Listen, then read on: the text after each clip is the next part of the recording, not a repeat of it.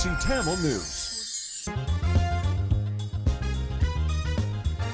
TBCயின் தலைப்பு செய்திகள். அமெரிக்க உதவி ராஜாங்க அமைச்சர் டொனால்ட் லூ இன்று இலங்கை வந்து சேர்ந்தார்.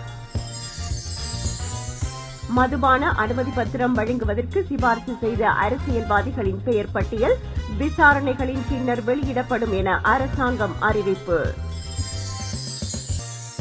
பாராளுமன்ற உறுப்பினர் நாமல் ராஜபக்சவின் பெயரை பயன்படுத்தி நிதி மோசடிகள். வரி செலுத்துவோர் விருப்பத்துடன் வரி செலுத்த முன்வந்துள்ளதாக அமைச்சர் சுனில் ஹந்துன்னெத்தி பாராளுமன்றத்தில் தெரிவித்தார். அவை டிபிசியின் இன்றைய தலைப்பு செய்திகள்.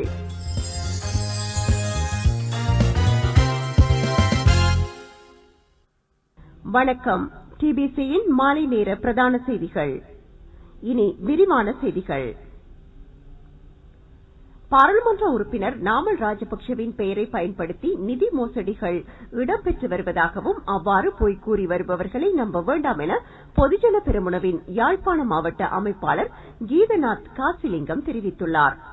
மானிப்பாய் போலீஸ் நிலையத்திற்கு விசாரணைக்கு சென்று வந்த பின்னர் ஊடகங்களுக்கு கருத்து தெரிவிக்கும் போதே அவர் இதனை தெரிவித்தார்.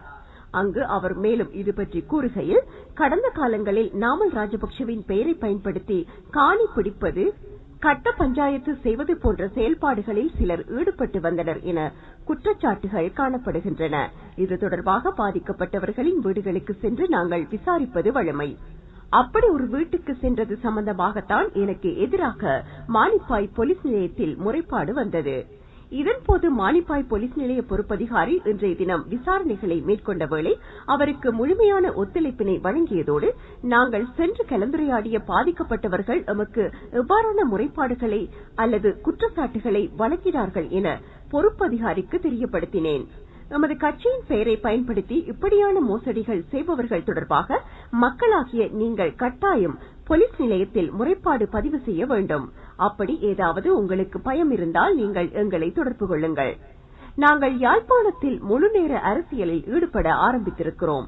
கடந்த காலத்தில் இவ்வாறான செயல்பாடுகள் தான் எமது கட்சியின் தோல்விக்கு காரணமாக அமைந்திருக்கிறது என நான் நினைக்கின்றேன். அந்த மாதிரியான குற்றச்சாட்டுகளை களைய வேண்டியது எனது கடமையாக இருக்கின்றது.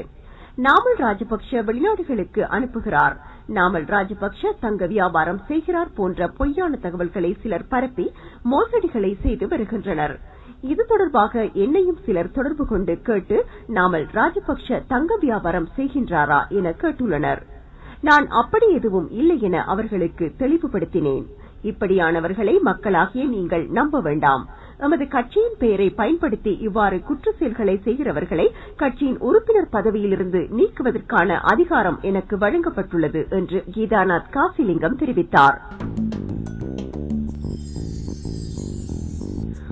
உள்நாட்டு இறைவரி திணைக்களத்தின் ஆன்லைன் செயலியில் அதிக அளவானவர்கள் உள்நுழைய முயன்றதால் நெரிசல் ஏற்பட்டதை அடுத்து செப்டம்பர் 31ஆம் தேதி மக்கள், தொழிலதிபர்கள் மற்றும் தொழில் முனைவோர் என திணைக்களத்தின் முன்பாக வரி செலுத்துவதற்காக நீண்ட வரிசையில் நின்றதாக அமைச்சர் சுனில் ஹந்துன்னெத்தி இன்று தெரிவித்தார்.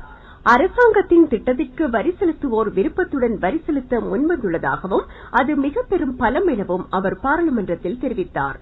செப்டம்பர் 15 முதல் 30 வரையான காலப்பகுதிக்குள் குறித்த செயலியின் நெரிசல் காரணமாக வரி செலுத்த வங்கிகளில் பிரத்யேக கர்மபீடங்களை திறக்க நடவடிக்கை எடுக்குமாறு தொழிலதிபர் சிலர் தன்னிடம் கோரிக்கை விடுத்ததாக அமைச்சர் கூறினார். தொழிலதிபர்கள் வரி செலுத்த தயங்கவில்லை. ஆனால் அவர்களின் வரி பணத்திற்கு என்ன நடக்கும் என்பதில் அவர்களுக்கு நம்பிக்கை இல்லை என்பதே பிரச்சினை என்றும் அமைச்சர் கூறினார்.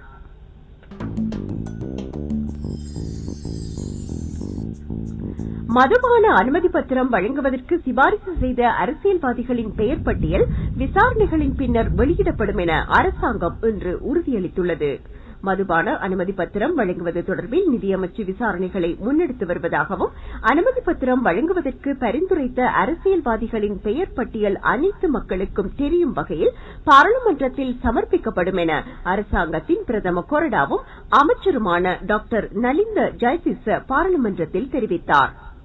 அனுமதி பத்திரம் பெற்றவர்களின் பெயர்களைப் போல் மதுபான அனுமதி பத்திரம் வழங்குவதற்கு சிபாரிசு செய்த பாராளுமன்ற உறுப்பினர்கள், அமைச்சர்கள் அல்லது மக்கள் பிரதிநிதிகளின் பெயர்களை வெளியிடுமாறு அமைச்சரிடம் வலியுறுத்திய பாராளுமன்ற உறுப்பினர் ரோஹித்த அபேகுணவர்த்தனவின் கேள்விக்கு பதிலளிக்கும் போதே அமைச்சர் இதனை தெரிவித்தார்.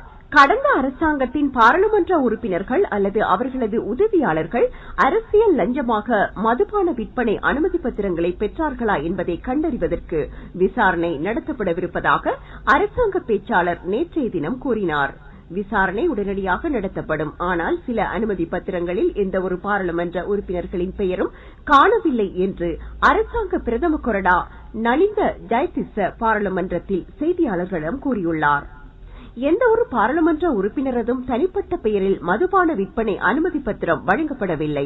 ஆனால் அவர்கள் வேறு ஆட்களின் பெயர்களில் அனுமதி பத்திரங்களை பெற்றிருக்கக்கூடியது சாத்தியம். அதாவது அந்த பாராளுமன்ற உறுப்பினர்கள் தங்களது கூட்டாளிகளுக்காக அல்லது உதவியாளர்களுக்காக அனுமதி பத்திரங்களை பெற்றிருக்கக்கூடும் எனவும் அவர் தெரிவித்தார்.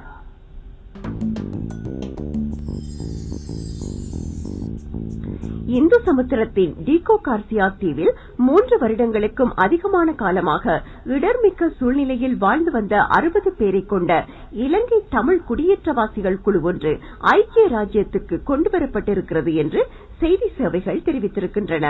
ஐக்கிய ராஜ்யத்தின் வெளியுறவு அமைச்சின் அனுசரணையுடன் முன்னெடுக்கப்படும் மனிதாபிமான தீர்வு திட்டம் ஒன்றின் அங்கமாகவே இந்த இலங்கை குடியேற்றவாசிகள் கொண்டுவரப்பட்டிருக்கிறார்கள். இவர்களுக்கு 6 மாத காலத்திற்கு நிதியுதவி வழங்கப்படும் என வெளியுறவு அமைச்சு அறிவித்துள்ளது. இந்த நிதியுதவி குடியேற்ற சட்டங்களுக்கு அப்பாலேயே வழங்கப்படுகிறது. நீண்டகால அடிப்படையில் தங்களது எதிர்காலம் குறித்து இந்த இலங்கை குடியேற்றவாசிகள் தங்களுக்குரிய தெரிவுகளை தீர்மானிப்பதற்கு கால அவகாசத்தை வழங்குவதே இந்த நிதியுதவியின் நோக்கமாகும் எனவும் ஐக்கிய ராஜ்ய வெளியுறவு அமைச்சு தெரிவித்துள்ளது.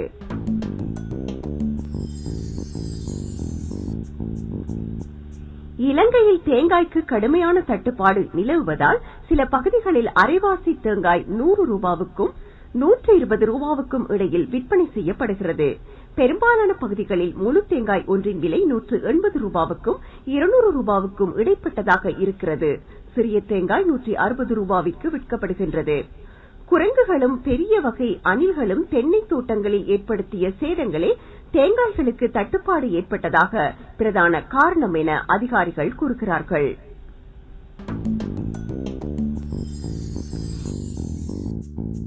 இலங்கை பூராவும் அரசாங்க வைத்தியசாலைகளில் 300க்கும் அதிகமான அத்தியாவசிய மருந்து வகைகளுக்கு பலத்த தட்டுப்பாடு நிலவுகின்றது.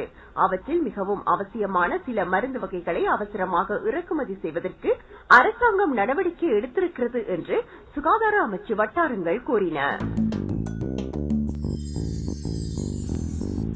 பாராளுமன்ற தேர்தலில் போட்டியிட்டவர்களில் 23% மாத்திரமே தங்களது வருமானம் மற்றும் தேர்தல் செலவினங்கள் பற்றிய அறிக்கைகளை சமர்ப்பித்திருப்பதாக தேர்தல்கள் ஆணைக்குழு தெரிவித்துள்ளது. மொத்தம் 7361 வேட்பாளர்கள் பொது தேர்தலில் போட்டியிட்டார்கள். அவர்களில் 1985 பேர் மாத்திரமே இதுவரையில் செலவின அறிக்கைகளை சமர்ப்பித்திருக்கிறார்கள். கட்சிகளினதும் சுயேட்சை குழுக்களினதும் தேசிய பட்டியல்களில் இடம்பெற்ற 527 வேட்பாளர்களில் 57 பேர் மாத்திரமே அறிக்கைகளை தந்திருப்பதாகவும் ஆணைக்குழு கூறியுள்ளது. வேட்பாளர்கள் அறிக்கைகளை சமர்ப்பிப்பதற்கான காலக்கெடு நாளையுடன் முடிவடைகிறது என்பதும் குறிப்பிடத்தக்கது.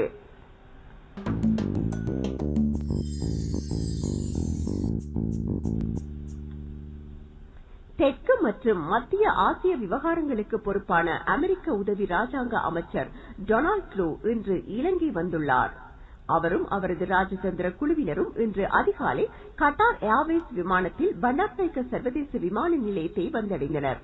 அமெரிக்க தூதரக அதிகாரிகளும் வெளியுறவு அமைச்சு அதிகாரிகளும் டொனால்ட் ட்ரூவையும் குழுவினரையும் வரவேற்றனர்.